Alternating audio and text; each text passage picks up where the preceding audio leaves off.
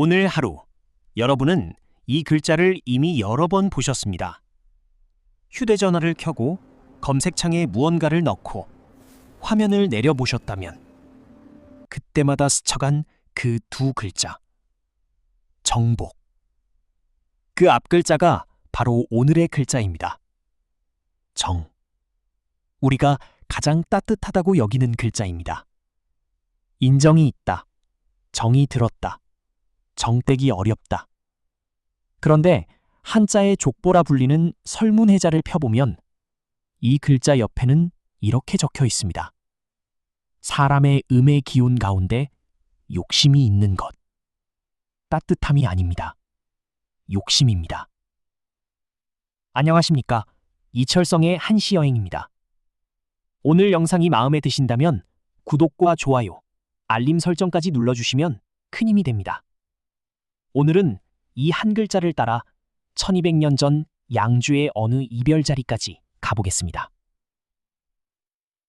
먼저 글자를 둘로 나눠보겠습니다. 왼쪽에는 마음 심, 심이 세로로 일어선 모양, 심방변입니다. 오른쪽에는 푸를 청, 마음 곁에 푸름이 섰습니다. 무슨 글자가 될까요? 정. 자전이 붙여놓은 정식 후는 뜻 정입니다.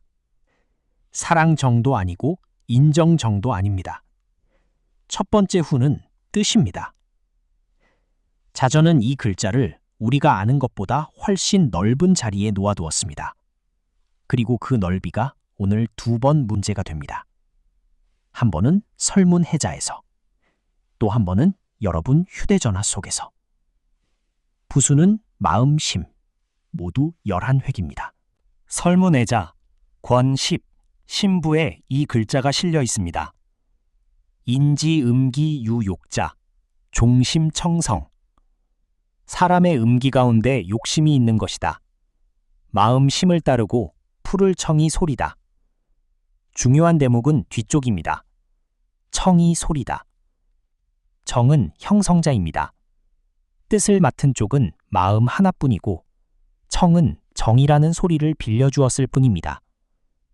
인터넷에는 마음의 푸른 하늘이 비쳐 맑은 감정이 되었다는 풀이가 자주 보입니다. 글자를 외우기에는 좋은 이야기입니다. 다만 문자학의 설명은 아닙니다. 자형은 어떨까요?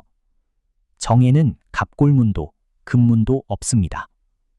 지금 확인할 수 있는 가장 오래된 정은 전국시대 초나라의 대나무 쪽 곽점 초간에 적힌 글자입니다.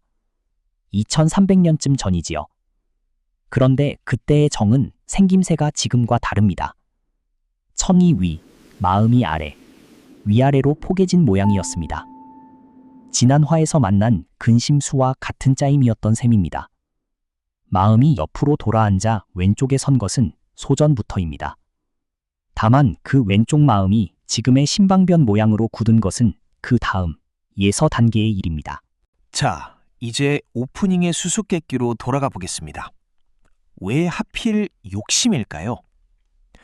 설문해자 신부에서 정, 바로 다음에 오는 글자가 무엇인지 아십니까? 성품 성입니다. 성에는 이렇게 적혀 있습니다. 인지, 양기, 성선자야. 사람의 양의 기운으로 성품이 선한 것. 정은 성은 양. 두 글자는 나란히 붙어 한 쌍을 이룹니다. 단옥제의 주석은 여기에 동중서의 말을 끌어옵니다. 정자, 인지, 욕야. 정이란 사람의 욕심이다. 그리고 한 구절을 더 인용합니다. 성생어 양이 리집, 정생어 음이 개념. 성은 양에서 나와 이치를 잡고 정은 음에서 나와 생각에 매인다. 허신과 동중서가 정을 천하게 본 것은 아닙니다.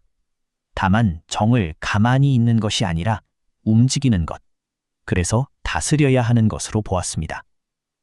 동중서는 같은 자리에서 이렇게도 말합니다. 정은 제도로 다잡지 않으면 절제되지 않는다고. 훗날 강의자전은 이 대목에 주자의 말 한 문장을 실어두었습니다. 성즉 심지리, 정즉 심지용.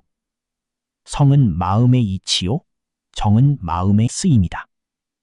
마음이 가지고 태어난 결이 성이고 그 마음이 실제로 움직여 밖으로 나온 것이 정이라는 뜻입니다. 그래서 예기 예운편은 사람의 정을 7가지로 셉니다. 기쁨, 노여움, 슬픔, 두려움, 사랑, 미움, 그리고 욕심. 이른바 7정입니다. 예기는 여기에 한마디를 덧붙입니다. 불화기능, 배우지 않아도 할 수 있다. 그리고 하나 더. 정에는 이것과 아주 다른 또 하나의 갈래가 처음부터 있었습니다. 실제 사정, 있는 그대로입니다. 논어 자로편에 이런 구절이 있지요. 상호신, 즉 민막감 불용정. 윗사람이 신의를 좋아하면 백성은 감히 참됨을 쓰지 않는 이가 없다. 여기서 정은 감정이 아닙니다. 진실입니다. 바로 이 또 하나의 갈래가 오프닝에서 말씀드린 그 단어로 이어집니다. 정보. 먼저 한 가지 밝혀둘 것이 있습니다. 정보라는 말 자체는 오래된 말이 아닙니다. 백몇십 년 전 일본이 서양의 군사 용어를 옮기면서 만들어낸 번역어입니다. 처음 뜻은 적의 사정을 알린다였습니다. 그런데 그 앞글자만은 새로 만든 것이 아니었습니다. 정은 사정, 보는 알림. 사정을 알린다. 그것이 정보입니다. 감정의 정이 아니라 실정의 정이지요. 말은 백몇십 년 전에 태어났는데 그 안에 든 정은 2500년 전 논어가 쓰던 바로 그 정입니다. 이 글자는 우리말 곳곳에 박혀 있습니다. 표정, 마음이 겉으로 드러난 것. 사정, 일의 실제 형편. 감정, 정서, 열정, 인정. 그리고 우리가 가장 자주 쓰는 그 한 글자, 정들었다의 정. 한국 사람만큼 이 글자를 아끼는 이들도 드뭅니다. 과자 봉지에 한자 한 글자만 큼직하게 박아놓아도 온 국민이 알아보는 나라니까요. 마음의 이치가 아니라 마음의 움직임, 정. 그렇다면 그 움직임이 너무 클 때는 어떻게 될까요? 겉으로는 오히려 아무것도 아닌 것처럼 보입니다. 1200년 전 당나라의 시인 두목이 바로 그 순간을 28글자에 담았습니다. 당문종 대화 9년, 서기 835년. 두목은 회남 절도사의 장서기 자리에서 감찰어사로 옮겨가게 됩니다. 화려한 양주를 떠나던 밤, 그는 양주에서 알고 지내던 이와 마지막 술자리에 앉았습니다. 증별이수 기이, 증별두수, 그 둘째, 두목. 다정각사, 총무정. 유각준전, 소불성. 납촉유심, 환석별. 체인수루, 도천명. 정이 많은 것이 도리어 온통 무정한 것만 같아 술잔 앞에서 웃음조차 지어지지 않는 것만 겨우 느낍니다. 초는 심지가 있어 그래도 이별을 아쉬워하는지 사람을 대신해 날이 밝도록 눈물을 떨굽니다. 첫 구를 다시 보시죠. 다정각사, 총무정. 정이 많은 것이 도리어 온통 무정한 것만 같아. 말이 되지 않는 것 같지만 우리는 이 순간을 압니다. 정말 할 말이 많을 때 사람은 오히려 아무 말도 하지 못합니다. 마음이 가장 크게 움직이는 순간, 그 움직임은 밖으로 나오지 못하고 안에서 멈춰섭니다. 허신이 정을 마음이 움직여 나온 것의 자리에 놓았다면 두목은 그 움직임이 너무 커서 끝내 밖으로 나오지 못한 자리를 시로 적은 셈입니다. 그리고 셋째 구, 납촉유심, 환석별. 초는 심지가 있어 그래도 이별을 아쉬워하는지. 원문은 유심, 글자 그대로는 마음이 있다입니다. 그런데 촛불에서 심은 심지를 가리키는 말이기도 하죠.